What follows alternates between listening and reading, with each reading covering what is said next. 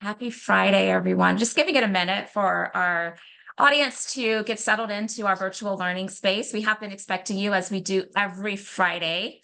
We're so incredibly excited that you are here joining us today for Intentional Conversations VodCast. This is where we intersect dialogue of diversity, equity, inclusion, belonging, all the things under all the alphabets, right? And we intersect those conversations with leadership and business. We show up every Friday because you all have let us know over the past 4+ years that you value this community, you value the content we share, and we are so grateful to be in community with each of you. I'll ask that you please go to the chat and let us know where you're joining the conversation from. It is always a treat for us to see the different geographies that are represented. And we even have folks that sometimes join us from outside of the United States. And so go to the chat, let us know what cities you're representing. And if you feel inclined to also share your LinkedIn information, that lets us know that you're interested in connecting with this community, even beyond this window of time. And I am always delighted to be able to connect with members that find our content value and join us as part of our podcast. And so if that's you, I'm going to ask my team to share my LinkedIn into the chat so that if we aren't already connected, we can be. And if you're just joining, I am Dr. Nika. My pronouns are she, her, in the spirit of Pride Month. We are still in the month of June. And I am the founder and lead principal consultant of NWC. And extremely grateful for my team that works tirelessly every single week to bring this virtual production to each of you so that we all can learn with and from each other.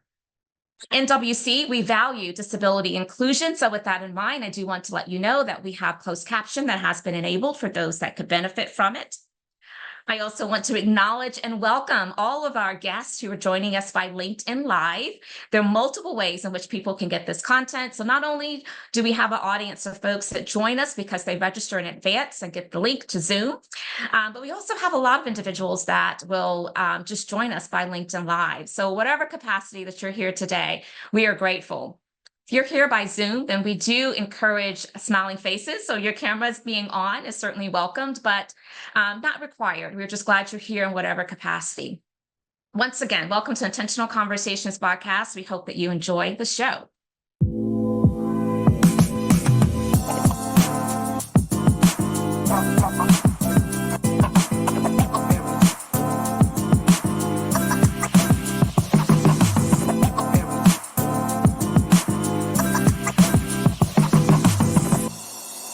Let the conversations begin. Indeed, that's exactly what we are about to do. And you have joined Intentional Conversations VodCast. I am Dr. Nika White.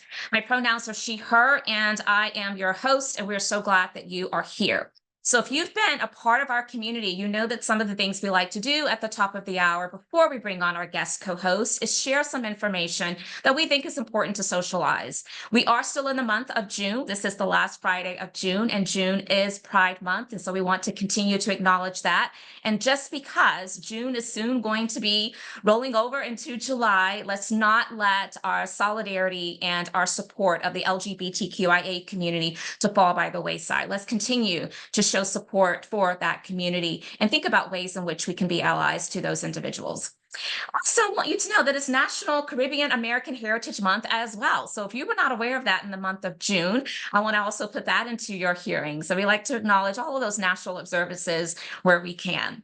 And there's one more, actually the week of June 23rd through the 30th, Deaf Blind Awareness Week. We wrote about this into our newsletter this past week. So for those of you who are on our email distribution list, we gave you some resources and we talked about why this is important and how you can increase your knowledge and understanding so you can stand in solidarity with those individuals who are part of the deaf and blind community. Now, I'm super excited because I've been teasing you for quite some time, and I'm still going to continue to tease you because it's not quite ready yet for release, but LinkedIn Learning course number 4 is in post-production. It is underway, and it is a really important topic, especially considering this year when we are faced with really ensuring civility in the workplace can be top of mind, especially this is election year, and there's so many other social complex issues that continue to surface.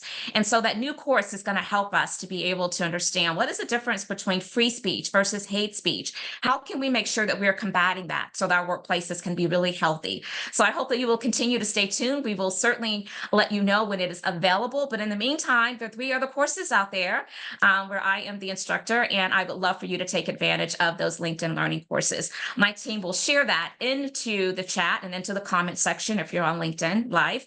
And I certainly hope that you will see that as a resource that's worth tapping into. Now, this month, because we were acknowledging Juneteenth on the 19th, I hope that all of you have had many different ways in which you have built up your knowledge, your understanding, and reflected on the importance of the historical reference of Juneteenth.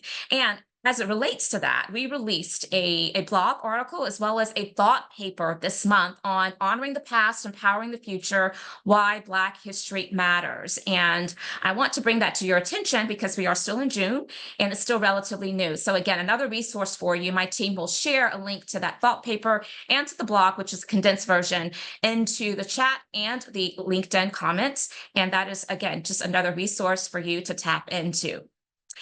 Now, I'm super excited because many of you know that I am an author, and my latest book, which is over I don't know, maybe 15, 16 months now, was released in the end of January in 2023, but it's called Inclusion Uncomplicated, Simplify DEI, a transformative guide to simplify DEI. And one of the things that we're offering right now, because I'm getting a lot of requests for this, is people are really hungry for continuing the conversations, continuing to deepen their knowledge and their understanding of all things DEIB. So I have an exclusive offer that I'm making available now to the end of July on first come, first serve basis. And that is a free complimentary fireside chat with me, the author of bestseller book, in partnership with my publisher, Forbes Books. And we're only asking that you just make sure you supply at least a minimum quantity of books, 100 books, for your employees or for whatever group that you are thinking of convening for this opportunity. So if you're interested in that and learning more, then you can scan that QR code or simply just contact us. We would love to be in conversation with you about how you can bring this opportunity to whatever spaces that you may be a part of. If you are in our database right now and you do enjoy getting the emails, but maybe sometimes you miss the emails and you want to be keenly aware of all of the opportunities for you to understand what offerings we have available, then you may want to sign up to be a part of our text campaign. We do not inundate you, but we do know some people have a preference for the way in which they like to be communicated with. And if that's you, scan that QR code. We will add you to that, and that will be an additional way that you can stay up to date on all things NWC, including our complimentary and courtesy offerings. Now, if you have enjoyed NWC's Intentional Conversations VodCast, then we want to hear from you. We are booked out until Q3, but we do have some spots that remain in Q4 that we're looking to fill right now. So if you know of someone that would make a great co-host and you want to recommend them, we want to hear from you. You can contact my colleague, Amora Carter, simply at amora@nikawhite.com. Many of our recommendations come for each of you, and we're always so grateful to hear from you. So thank you in advance. If you happen to miss our live Intentional Conversation podcasts and you really want to make sure you stay connected to that content, there's multiple ways to get it. You can always catch our replays, which are saved on our YouTube channel. We'll place that link, of course, into the chat and the LinkedIn Live. Or you also can go to whatever content areas you like to get your podcast from, and you can also get the replay. We do extract the audio and make that available. Multiple ways in which we like to extend this knowledge, this information to the broader community for your convenience. Now, next Friday, we're not going to be here because that will be the weekend of the July 4th holiday. And so I just want to make sure I put that into your hearing. If you show up at 11 o'clock, no one will be here. But if that disappoints you, then you can always, always, always go to our YouTube channel and check out any of the other hundreds and hundreds of Intentional Conversations podcasts. We have lots of content out there. Now, just a little bit about what you have to look forward to in upcoming weeks before we shift and bring on our guest co-host. I always like to make sure you know what content and who from a guest co-host perspective will be joining us. And so on July the 12th, we have Jade Evangelo Nasir, and he's going to be talking about global inclusion, cross-cultural business strategy, and DEIJ, J for justice strategies. And so I hope that you will join us on July the 12th. And then following that week on the 19th, we have Dr. Sayantani Desculpa, and she is actually going to be sharing a lot of great information with us as well. If you do not know her, make sure you look her up. And last but not least, this brings me to the most important aspect of today's conversation, which is introducing our guest co-host and allowing you to hear directly from her. So I'm going to read her bio because you all know, if you've been here with us before, this is what I do. I want you to know the accolades, the credentials, the experiences in which our guest co-hosts show up to the conversation with. I think that's critically important. And today will be no different. And so I am delighted to welcome Dr. Jade Singleton. And she is the co-founder of Johnson Squared LLC, a consulting company that creates and leads forward-leaning corporate DEIB conversations, employee experiences, policies, and paths to equity. It infuses psychological safety, equitable work strategies, and an agile approach throughout its forward-leaning model. She is also the co-founder of the Sarah Jane Academy, a program designed to fill the need for DEI tactics and highly regarded DEI certificate without cost barriers. Dr. Jade holds a Master of Science in Business Management and a Master of Arts in Leadership and Communications from Gonzaga, maybe. Jade, you will correct that for me if I'm wrong. I want to make sure I get the name correct. She is currently a doctoral candidate at George Fox University, earning her doctorate of education in instructional design. Dr. Jade has spent more than a decade leading impactful communications, people, and leadership strategies at the nation's top nonprofit and investment banking firms. Her research work, Leadership Challenges, African American Communication in the Corporate Environment, has been leveraged and cited by academic scholars over 75 times and DEI professionals at all stages of DEIB learning and practice. Dr. Jade created Johnson Squared together with her sister, Noelle, for companies and professionals that are serious about real change. Note the word real there, real change. So I'm going to stop sharing my screen now, and I am going to bring Dr. Jade into the spotlight, and she and I are just going to dialogue for maybe the next 40 minutes or so.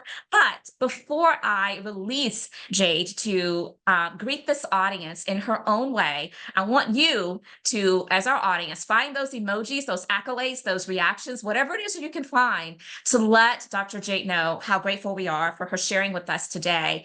And Dr. Jade, one of the things that has been tradition here on the Intentional Conversations VodCast is to ask our guest co-host to share with us what we may not know about them from either reading their bio, which we've just heard, or from looking at their LinkedIn profile. So welcome, Dr. Jade. Thank you so much for being here. So delighted to be in community with you today. I am so excited as well. I want to use some of the emojis too and put them in there and just cover the screen with them. I'm just so delighted. I was telling Dr. Nika that I felt like I've arrived when she asked me to do this. So just blessed and excited to be here with you all. Something folks don't know that's not in my bio. So I've advised at NASA, Amazon, Uber, you name it.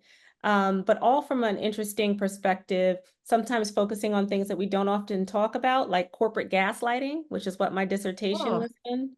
Uh, yeah. yeah, and how those things relate. So really playing in that gray space around like something's happening, something's going on in this workplace, Yeah. but I can't quite put a finger on it. So that's kind of my favorite thing to explore.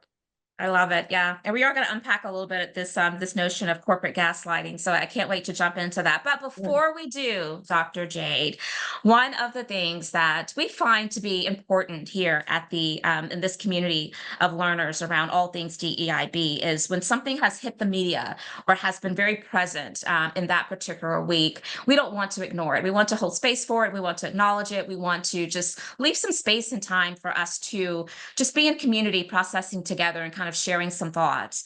And so this week has been pretty eventful. I want to start first with the debate. And let me say this, full transparency to this entire community, and I shared this with Dr. Jade before the top of the hour. I did not watch the debate last night. My grandfather had a stroke this week, so I've been spending a lot of time with family, and really a lot of my energy and my emotional capacity I've been guarding, right? Just because of that.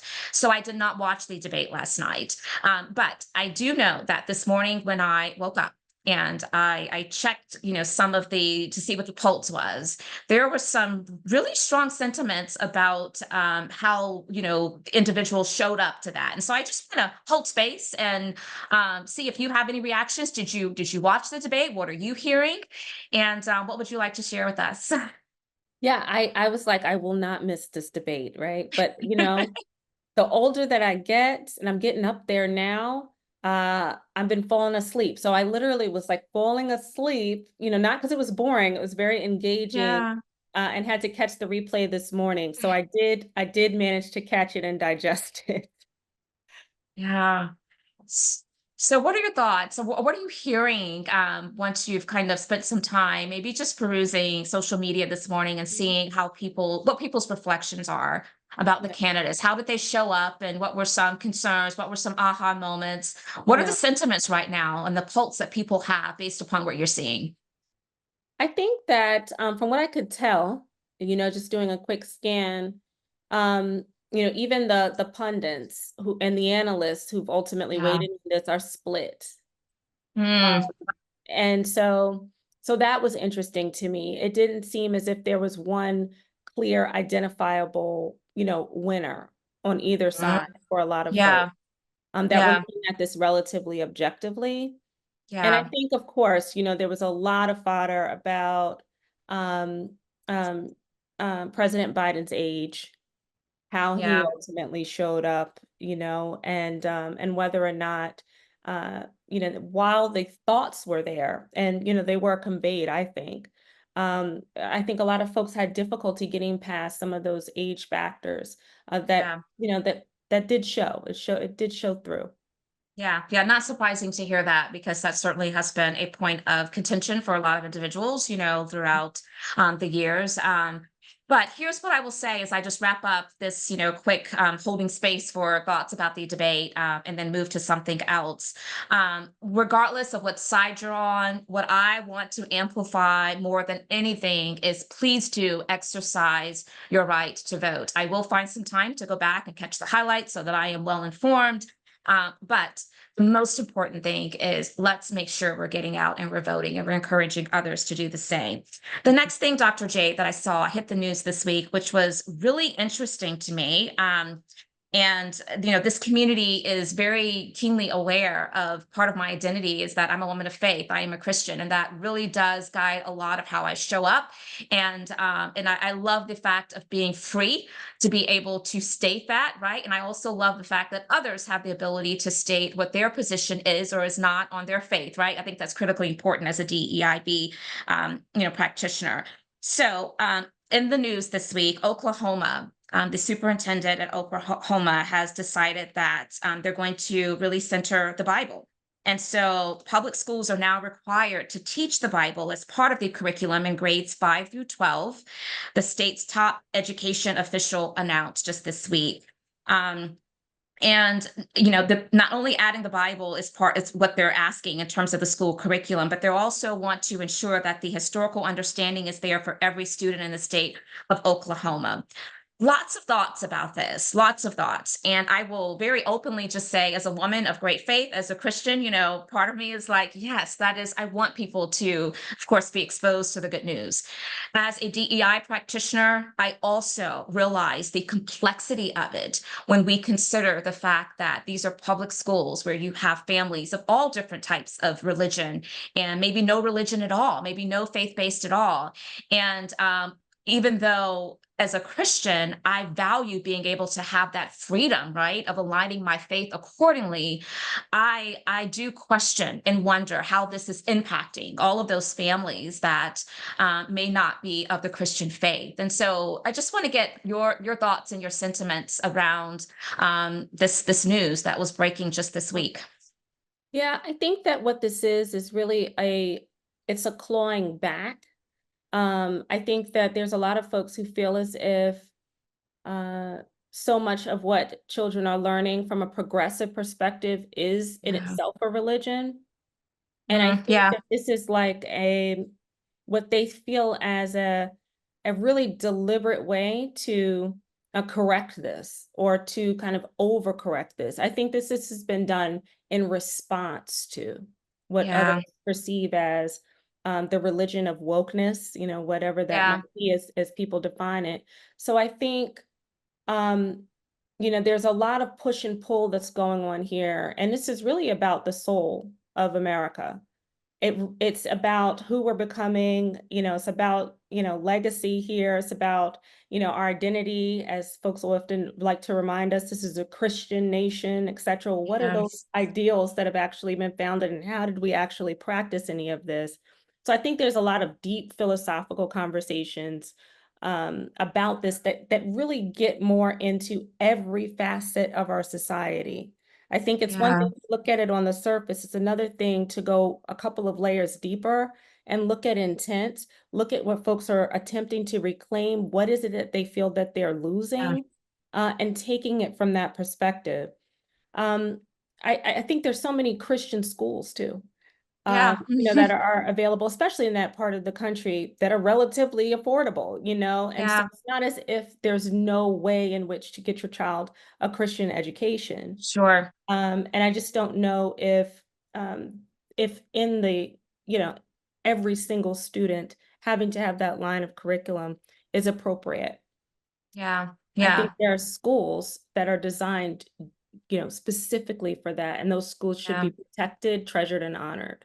Yes, yes. No, thank you for bringing that to the conversation. You're absolutely right. Parents do have options if they prioritize Christian education or other types of education, very specific that aligns with their values and their and what's they how they're raising their kids. And so Right. I'm interested to follow this because I think that I'm interested to see what type of momentum maybe that this move in Oklahoma could cause other states to begin to think about and consider. So just wanted to make sure this community was aware of it and that you also continue to educate yourself about it because I have a feeling this is not the last time that we're going to be hearing about this. And so thank you for sharing your thoughts there. Yeah, absolutely. And I'd be curious, Yeah. just to add on to that, I'd be curious to know what other religions they were teaching about. I know for my son, he went to a Buddhist preschool for a little bit and he was Zen. Okay. He came Oh, back. It was great. I yeah, mean, yeah, so are we also talking about some of the other religions that can also have an impact on folks' lives as well? So I'd want to yeah. dig a little bit deeper and see what was going on. Doesn't sound like it. I'm going to go out on a limb and Yeah, it say doesn't sound like it. Yeah, probably yeah, not, yeah, but that would be a better way to, I think, approach some of this. A world yeah. religion class. I mean, how beautiful would that be? Yeah, and that's some of the pushback right now. And so that's why I say I know this is not the end. It's not the last time we're going to hear about it. And so we'll have to continue to keep watching it and maybe bring back some new and additional insights once we learn more. But thanks for leaning into that conversation. Just for a brief moment. So I want to talk about you and your journey and your background, Dr. Jade. So give us a little bit about, I mean, of course we heard your bio, but what drew you very specifically to this body of work and to this space? Give us that journey. Yeah, so I started out in investment banking, and I always found myself in a people-centered role, no matter what I did. Like I was in asset management, and somehow I'd get steered over into some sort of change management, steered over into some kind of DEI capacity. And I was like, well, maybe I have a penchant for this. And so I decided to kind of go out on my own post the George Floyd murder. And I think what the difference the difference that I was able to bring to the table and add kind of to the Mhm. lexicon that's been built over time was just I love research. I love deep research. So I can spend days looking at research studies and sociological studies. My favorite era for some of that is like the 1940s to today, and really linking those concepts. So I kind of rediscovered, just how much I love to do those types of things through Yeah. this work. So teaching really became my second love. How do we teach Yeah. these principles and some of the elements that we've been able to find here? Yeah, and I've been following your work for quite some time, so it certainly seems like you are well in your element. Not only is it the passion, the will that you bring to your discipline, but it's also the skill. And I often say it takes both will and skill, right? Passion will only take us but so far. So I love that for you. And you referenced change management as kind of, one of the impetus also for landing you into this work. And so we know that there's great level of intersection between change management and DEIB. So you also focus a lot of your work on work wellness, specifically for Black women Yeah. through your work with the IKONI Collective. And Yeah. so tell us a little bit about that. Yeah. Oh my gosh. So I started IKONI Collective with two other women that are absolutely brilliant, absolutely smarter than I am, and just into, um, wellness at a different level. I'm not there yet. So if folks are like, I'll call Jade up for some wellness tips. Jade ain't got it all together herself as far as the self-help. I Do any don't. of us though? I I mean, really, don't. sometimes I question that. I I don't. think But some people do it better than others, but yes, I yeah, mean, do any of us really have that fully down pat? I don't right. know. I question that. Yeah, it's not there quite yet, but I do know some sisters that do. Yeah. And so Ikani, and for anybody that wants to look us at ikani.org, we started Ikani very recently, and it came out of a study that I'd read that it was like 88 to 90%, and we cross-referenced this, so it was extremely accurate, of Black women are burnt out at work. That is dealing with work-related burnout. I want to emphasize Right. that. So that was a staggering number to me. And so when we Mhm. started to really dig in, it's like the isolation, Yeah. the dealing with some of the corporate gaslighting behaviors, the glass cliff, all of these elements, but mostly the fact that Black women didn't feel as if they had anyone to co-regulate with. And by co-regulate, I mean be able to check your reality of what's Yeah. actually happening, what's taking place, and what's going on. If you think about it, we spend 90,000 hours at work of our lives, Mhm. 90,000 hours at work. So you know, this creeps into so much of our lives, and it is breaking Black women. And Yeah. so what we did was say, let's start something where there's an advisory where you can literally just book an appointment with someone who is in your specific field, whether it's higher education, whether you're an entrepreneur, whatever it is. If you want wellness support, if you want salary negotiation, um, Mm. someone who deeply understands what it takes to kind of get you through that time and that moment, and to be able to do so on demand. And so, that's been a part of it. And we do other things that are really cool, like these daily affirmations, which we call notes from the ancestors, to really do some of that pick me up first thing in the morning. Yeah. And so it's small. Is it going to Yeah. solve the 88 to 89? No, probably not, but it could be able to be a larger part, what we hope will be a larger part of corporations, institutions taking a look at some of these figures and saying, well, at least there's a resource that's being developed to assist with some of this. One thing I've never done is sat back and listened to any sort of stat and just went on with my day. Yeah. I don't do Yeah. it when it comes to anything. If it's that staggering to me and I see it, I'm like, well, I can do something, even if it's something, Yeah. and that's what IKONI Collective is. I so love this. I want to stay here for a moment because I think that there's probably members of this audience that are just as intrigued and curious as I am to learn more.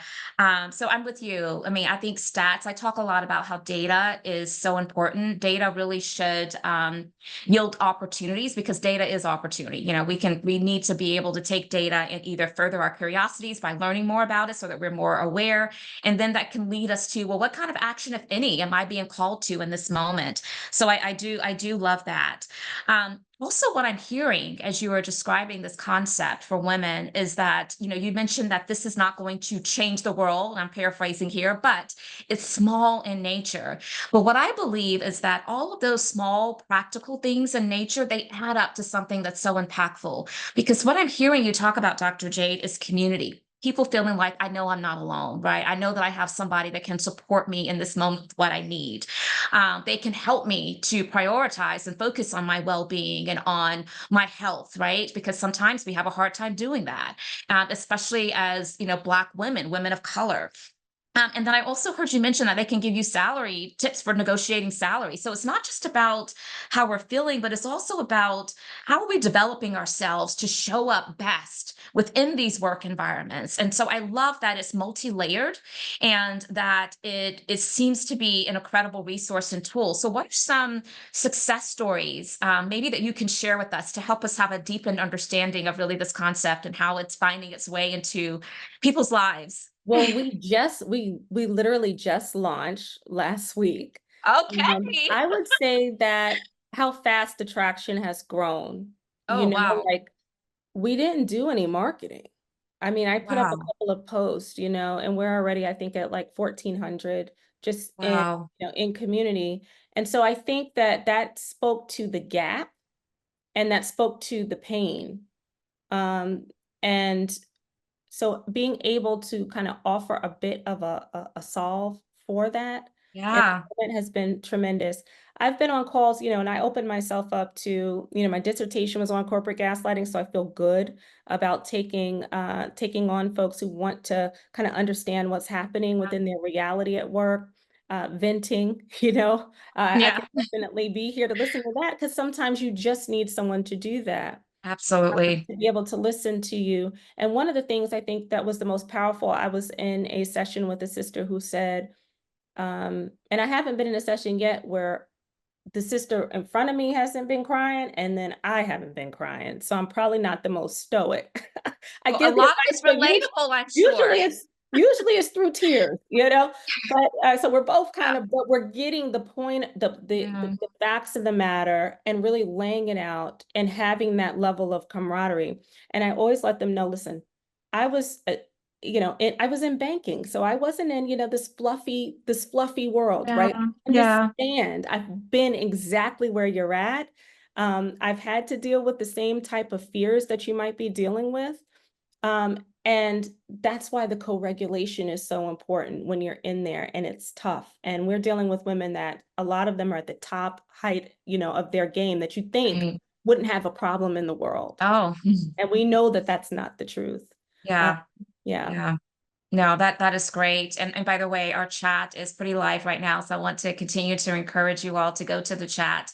Andrea just shared that vulnerability is our superpower, and it absolutely is. And what comes up for me is that I think when someone feels safe to let their emotions flow, then that's where the healing really can start to take place, right? Because we've been taught for so long to kind of hold our emotions in, and that it makes us look weak. And so I love the fact that there are those safe spaces out there for women to be able to have a sense of community. Now you've referenced corporate gaslighting a couple of different times, and we know what gaslighting is, but I want you to describe corporate gaslighting, the way in which you often coach individuals and organizational leaders Yeah. around really trying to navigate and address that appropriately. Yeah, actually, I'm working on a book called Work Monster. So if you see it, Awesome. pick it up. But it's all about corporate gaslighting. Mm. And when I say corporate, it can be any group, Yes. at work, so maybe work gaslighting. Yes. Corporate sounds better. But really, corporate gaslighting is what takes place within the workplace when someone is targeted, or even a group of people are ultimately targeted. It's about a power struggle. But the power struggle and the tactics that are used are done to manipulate and confuse your reality Yeah. so that you're not quite sure. So I'll give you an example, a prime example of corporate gaslighting, and I have a million examples of these, but here's just one. Is a manager may say, a gaslighting manager may say, why weren't you at that meeting? You missed the meeting, and you might reply, you told me not to come. I didn't have to attend this particular Yeah. meeting. And they say, Yeah. I don't recall that. Oh, yeah. And it starts with these kind of little things that undermine your reality. And then it builds. the thing with gaslighting is that we've learned about it from a purely dyadic sense. So we think Yeah, about it as far as relationships between, partners or something right. like this, Absolutely. and intimate relationships. But what they've found, what sociologists have actually found is it's even more painful when you're in a setting like the workplace because it compounds. So, what really effective gaslighters are able to do is deputize others who also undermine your reality. So, they agree with the manager that it was mentioned that you should go to the meeting, even though you didn't. So now you're really confused. And when you Hmm. get to that point, something happens. And something happens, especially when you're from a minoritized group. And that something is called attributional ambiguity. Mm. It is not imposter syndrome if you are part of a minority group. It is not imposter syndrome. It is not you. When you're in this kind of gaslighting situation, attributional ambiguity is literally the question and the hypervigilance you have and you develop around what part of me is causing this. Yeah. What You begin to component? internalize something's wrong with me. I'm the Right. issue. Oh, And what yes. is it?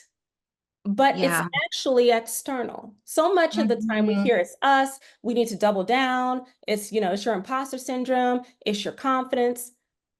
Sometimes it's not. Sometimes you're Yeah. banging up against a system that's organized against you, and you have this ambiguity about what component of who I am, my identity, are they responding to?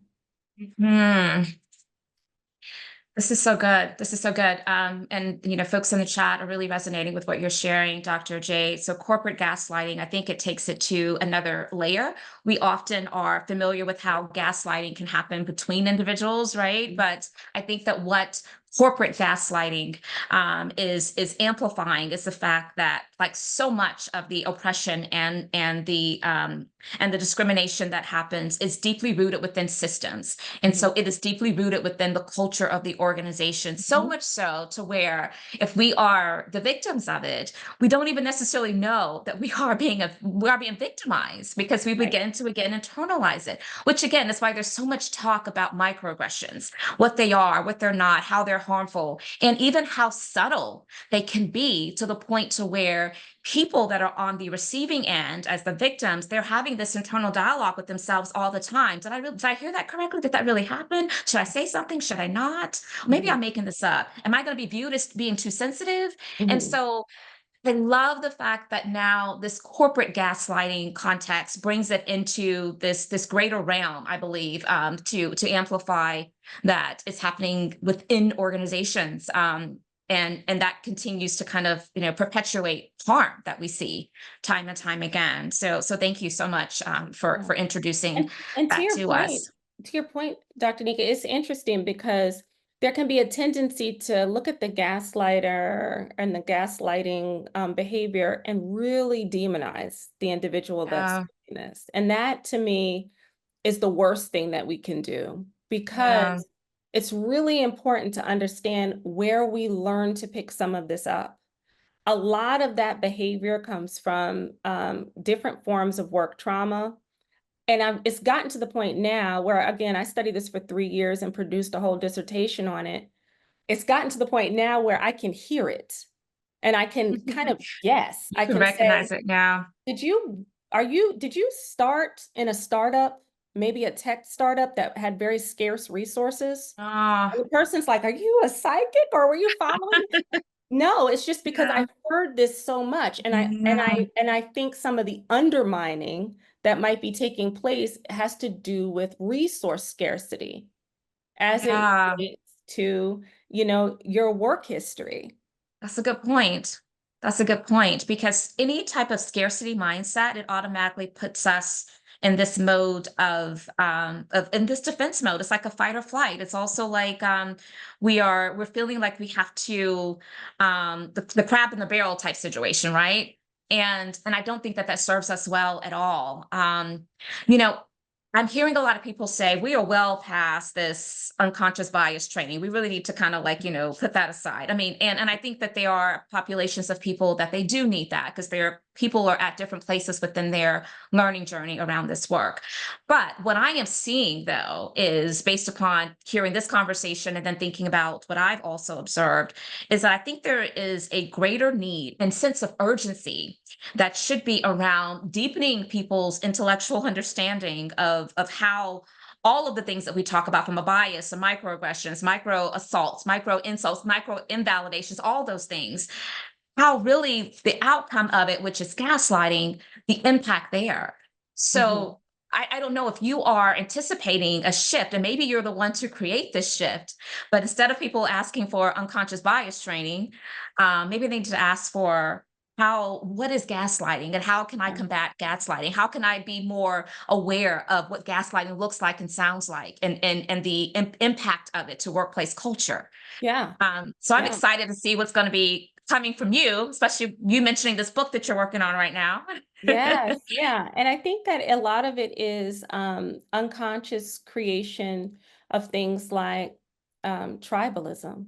So a lot of the Oh, time you see like leaders will come in and they'll say, "Well, what I'm going to do is I'm going to create one, team that's going to focus on creating the product, and another team that's going to focus on doing the innovation or something like this."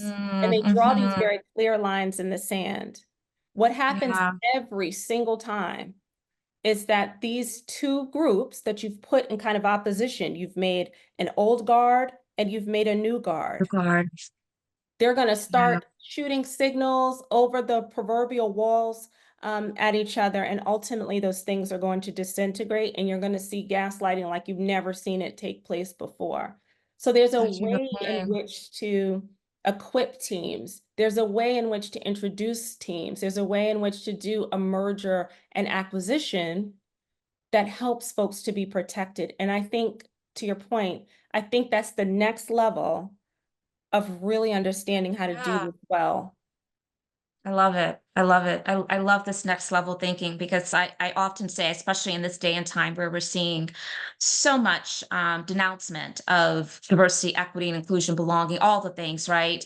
That we need to go to the next level. We have to be much more sophisticated and innovative and creative and strategic in our approach to find new and additional ways of bringing people along because the noise out there is noisy and we need that level of innovation even in our approach. And so that this is good stuff, Dr. Jade. So thank you. So I'm going to give our audience an opportunity to share your thoughts, your questions. So whatever curiosities are coming up for you, I want you to know that we are inviting you to be able to share directly. If you're part of our Zoom community, you can do so by using the raise hand feature that lets me know that you're willing to be called upon, invited to unmute. If your camera is on, I will also add you to the spotlight, and then you can present your question and comments directly. If you're just here kind of in a listening capacity, but you do have questions, then go to the chat or go to the comment section on LinkedIn if you're there on LinkedIn Live, and we will take as many of those questions and comments as we can in our remaining time. I'll give you maybe just a moment or two to percolate on what those curiosities are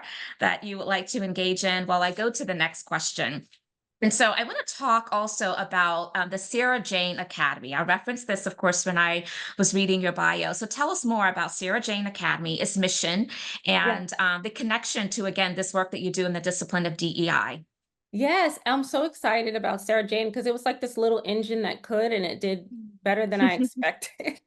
I was like, look at you, little engine, go. We just actually, we were mentioned as within the top 10 DEI certifications that you can receive from the Academy of HR Innovation. Um, Nice.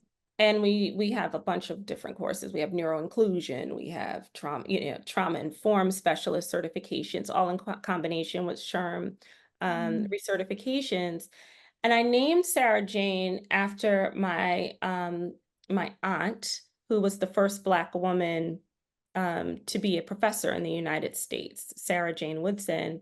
And nice. so I was like thinking of a name, and I'm like, well, the education component, and she was really about equity. She was a huge trailblazer and an abolitionist who put her life on the line many a time. And so I wanted to come up with and coin the right name, but I wanted to focus on tactics that actually worked. I didn't want to do like over philosophical types of stuff. I wanted to get down into how do you show maturation within an organization? How do they know that they've arrived? What are the what are the tools that you can use? And so I think that's what set Sarah Jane apart as that little engine, because folks were able to get those types of tools and able to hear from practitioners that were on the field and what was taking place. How do you protect against the DEI backlash that's ultimately coming, Mm, down the pike? How do you steady folks and get ready for that? What are the three types of pillars that have come out of scholarship that make DUI? So the sociology, the organizational psychology, the change management. How do these things actually interplay? And so it gave, I think that it just produced a lot of tools that were readily, applicable. And I think that yeah. practitioners, valued that. This is amazing, and so you have a lot going on right now, by the way, and I commend you for all of these tremendous efforts that, again, I think is going to drive towards impact and that activity. I place that into the chat because I'm big on that. We don't want to just do things just to be doing it. We want it to make sure that it's driving towards impact. And I understand that through the Sarah Jane Academy, there is a very concerted effort to ensure that cost is not a barrier Yeah. for those who want to deepen their knowledge, their understanding, their education Yes. around all of these, topics related to Yes. DEI. So Yeah. talk a little bit Yes. about that. I left that part out, Dr. Nika. Thank you so much for Of bringing that up. course. Great question. The reason why I did this was, yeah, the tactics, but also I was tired of seeing the Ivies doing DEI trainings, again, at this very high level at price points that people could not afford. Yeah. So we charge a rate, but it's nowhere near what our competitors are, and we always work with someone as well, that Mm, they're able to get access. yeah. And not only get access, but be incredibly well trained when they go out into this work and do what and do what they're doing and protect the folks that they're supposed to be protecting in this Oh, role. absolutely. So that was part of it because I felt as if it was all about capitalizing. And I'm like, how did this institution, who has civil rights lawsuit after civil rights lawsuit and has 3% of a population that's Black, you know, after they've been here for 200, 300 Right. years since the beginning of the country, telling me anything about DEI and DEI performance. So I said, Yeah. well, create something. Don't complain, create. And that's what we Yeah. Yeah. Create the change you want to see. That's amazing. So how can folks in this community get more information about how to tap into some of those educational opportunities through the Sarah Jane Academy? Yeah, absolutely. So you can go to, and I'll put it into the chat as I'm talking, Awesome. but the sarahjane.org, and you can check us Awesome. out there. We have some courses that are coming up pretty soon. Again, if cost is an issue, do not hesitate. Just DM me and we Mm, will work it on out. We will work it on out. that is Um, fantastic. yeah, That is absolutely. fantastic. I love it. Okay, well, I'm not seeing any hands raised right now, but that's okay because we're going to continue to forge ahead because I do have more questions, but the offer still stands. And so I'll continue to watch for hands raised and watch the chat for questions that could be coming up there. Okay, so I want to talk about how, from your vantage point, Dr. Jade, organizations can create more equitable communication strategies that support diverse leadership. Hmm. So I think communication strategies is can be tricky. I think that a lot of the time, what happens with organizations, they get locked into one or two channels. So Yeah, I have my newsletter, and the newsletter goes out every Friday. Well, is anybody reading the newsletter? Who's reading the newsletter? But then thinking too about your DI strategy in its totality.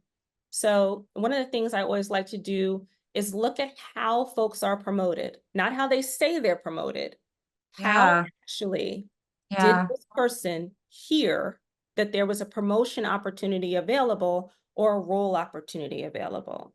And then what I like to do is look at the communications trail. So what does the communications look like for um, these very important factors in equity, that impact things like pay, that impact things like progression. So I almost Yeah. look at the strategy, the DEI strategy, and then re-engineer. How are folks ultimately hearing about these things? Is it a tap on the shoulder? Most times we find that out. And when you tap someone on the shoulder as a communication tactic, odds are the person's going to look like you, Yeah, of right? course. It's our human So nature to gravitate to people who it's are our like human, us. it's not, Yes. it's not right, it's not wrong, it's not Yes. bad, it's not none of those things. It's Human just nature. the way that it is. And Yeah. so, figuring out where those gaps are and looking at the communication backwards always helps. Also, how are folks getting feedback? So, are your feedback mechanisms tight, or are you just pushing down information? And I think communication strategies always have to be some sort of a push-pull effect, Agree. um, instead of fire hosing, which I see a lot of organizations do, or focusing on getting it right, so perfect, instead Yeah. of just having the transparency, which is a core principle of DI, is that transparency. Yes. Absolutely. This is so rich. Yeah, I what comes to mind for me, and my background is marketing communication, so this is really resonating with me. And I often say that on topics that can be complex, and let's face it, DEIB can be very complex for a variety of reasons. We have to over communicate, and we have to your point, Dr. Jade, find multiple ways of trying to transfer that knowledge and that information, because people learn and receive information in different ways. Their preference for how to really engage can vary, and so I am a big fan, to your point, of diversifying all those different communication outlets to make sure that we're reaching as many people as possible. And the same holds true for the education aspect of this work. When I work with organizations, it's not just about a learning experience that's more in the traditional, terms, where you have someone that's the facilitator and you kind of hold space and you're just transferring knowledge. You have to have a learning and development strategy around helping to bring people along from a DEIB content Yeah. perspective, and that needs to look like different modalities, different strategies, right? So that everyone has a chance of really being able to deepen their knowledge and their understanding. There's not really a one size fits all approach. And I think that the communications of even how we show up to DEI is equally important. The other thing I'll comment on, and then I see we have a question from the audience, and so I'll shift there, is the feedback loop that you mentioned before. You're absolutely correct. That transparency, I think it feels very vulnerable because it does put us in a vulnerable position, but it builds trust.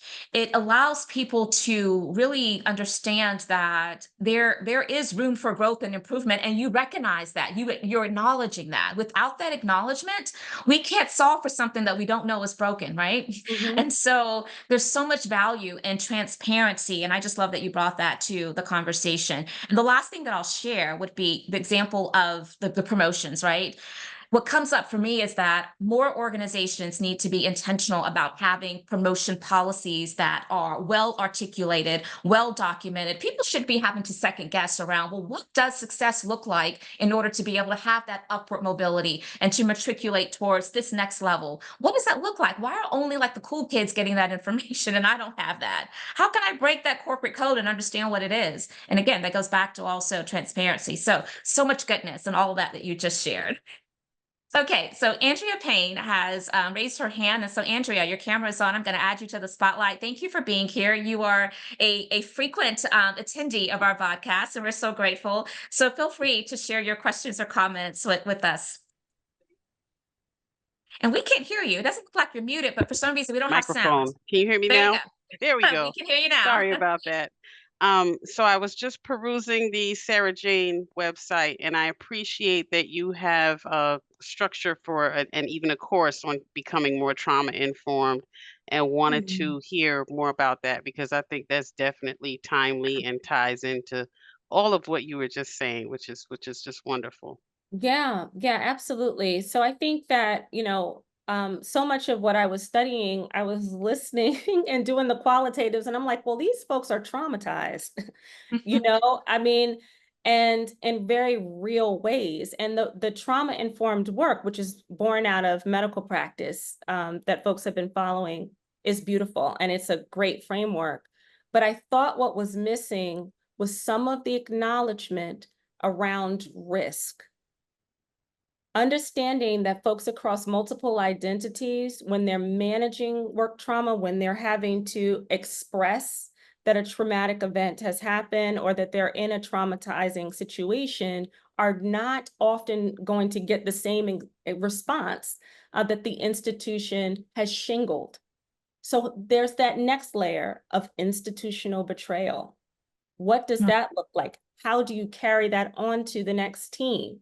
How do you carry that on to the next work environment? I often see folks will, they'll have the same experiences over and over again, just like we do with familial trauma, right? Like, you always have a boss that is micromanaging you, that is undercutting you, that is gaslighting you, right? It's because that can almost feel familiar until we heal what's happened and what's taken place. But there aren't a lot of places to go to heal that. It's disenfranchised grief in a way. People tell you you shouldn't care about it. It's just work. Even though we spend more time at work than we do sometimes with our own families. And so folks don't get the opportunity. They don't get the respect that they're to share their trauma, and also the respect that their work trauma deserves. And then we carry on with these traumatized teams, just like in different family dynamics. And so what that certification is focused on is, I worked with a behavioral therapist in developing it. It's to really help to figure out where we can recognize them, what it sounds like. Because people speak these, you over time, you begin to just hear them, and be able to direct the appropriate response. Thank you so Thanks so much much for being here, Andrea. Yeah, great question. Thank you. I have a feeling that Dr. Jade, you're going to have a lot of folks who are going to want to dig in and learn more about all of the offerings through the Sarah Jane Institute or Academy. So thanks so much for your question today.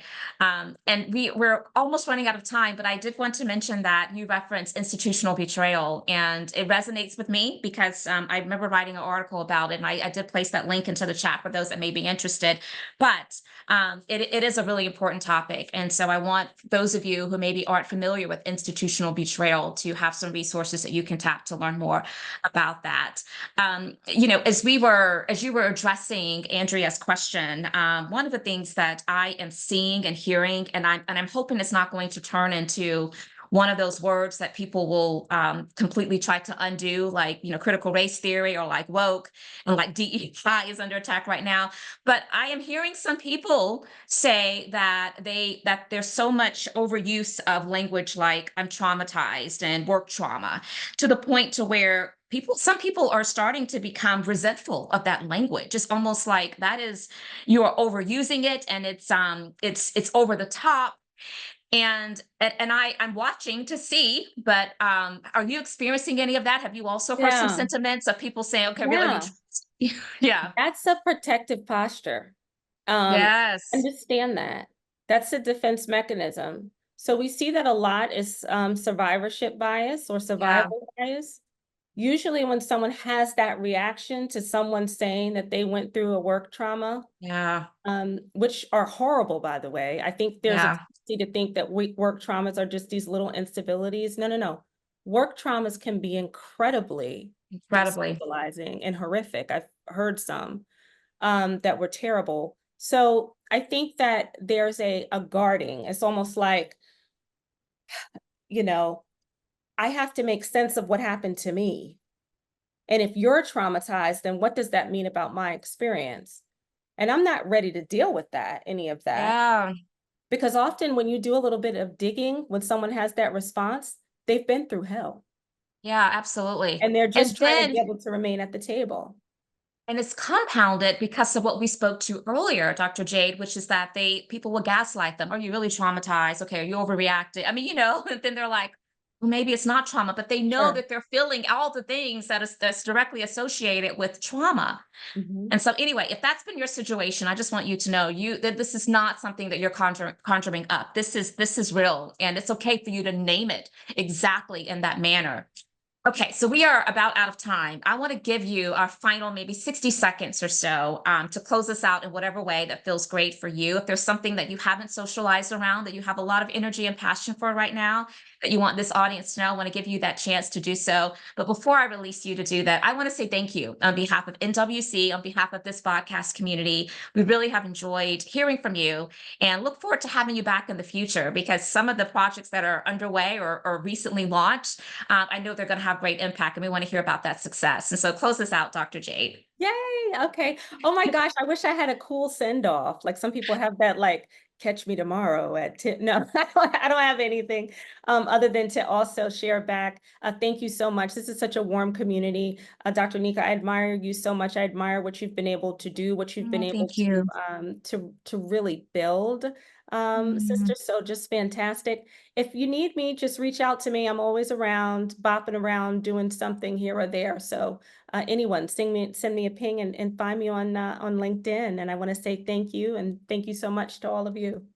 Fantastic. We're going to share your LinkedIn information into the chat, and wishing all of you a safe and wonderful weekend. And we'll look forward to seeing you back here next Friday. No, not next Friday, the Friday after next. Because remember, we're not here next Friday, but the Friday after next for Intentional Conversations podcast. Thanks so much for joining us. Take care. Bye bye.